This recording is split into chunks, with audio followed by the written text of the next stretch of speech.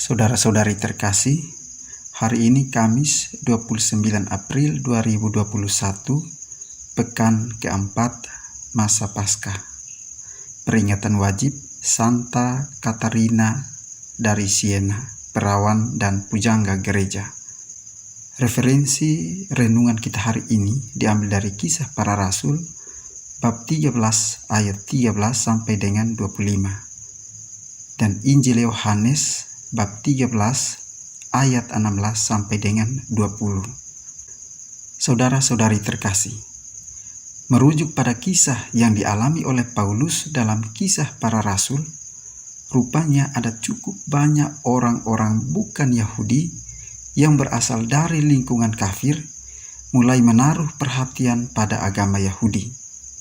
Mereka mengikuti kegiatan-kegiatan kerohanian di rumah-rumah ibadat.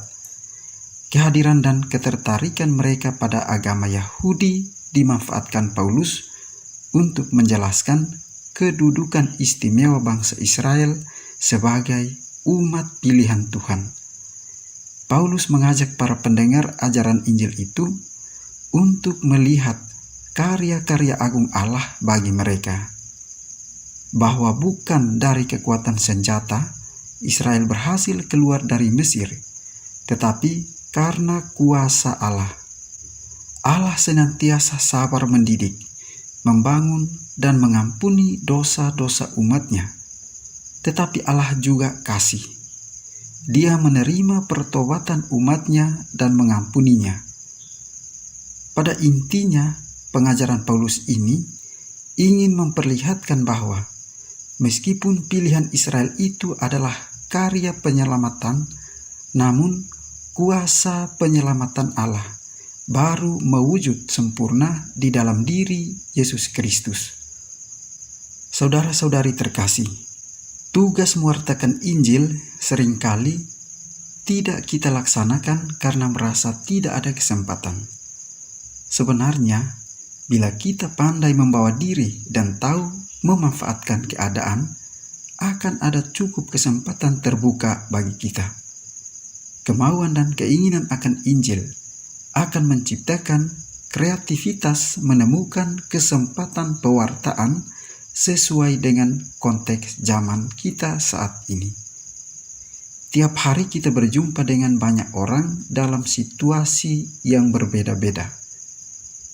Pernahkah kita merenungkan bahwa keselamatan yang kita miliki sekarang ini sedemikian penting dan tak ternilai harganya?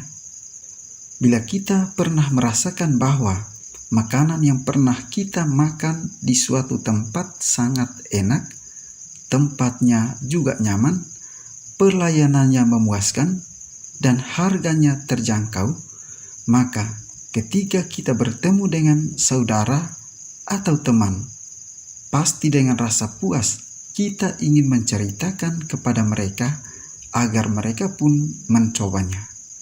Saudara-saudari terkasih, kita telah menerima anugerah keselamatan yang hanya dinyatakan melalui Yesus Kristus yang telah mati dan bangkit bagi kita. Hidup yang telah diselamatkan selayaknya menjadi persembahan baginya. Bagikanlah anugerah keselamatan itu. Apakah Anda dan saya rindu membagikan kesukacitaan setelah menerima anugerah keselamatan? Saudara-saudari terkasih, dalam bacaan Injil hari ini, khususnya pada ayat 18, di sana dikatakan, "Bukan tentang kamu semua aku berkata. Aku tahu siapa yang telah kupilih, tetapi haruslah genap nas ini.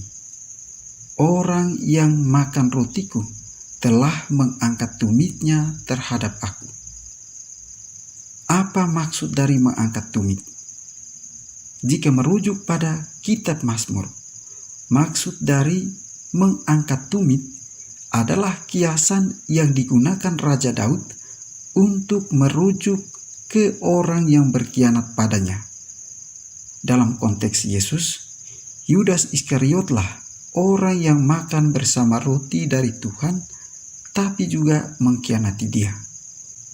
Saudara-saudari terkasih, sama seperti kita yang berkhianat, mengikuti misa setiap hari Minggu, atau bahkan setiap hari, tetapi di saat yang sama juga masih berkhianat pada Yesus, menukar Dia dengan berbagai kenikmatan dunia dan berteman akrab dengan dosa-dosa.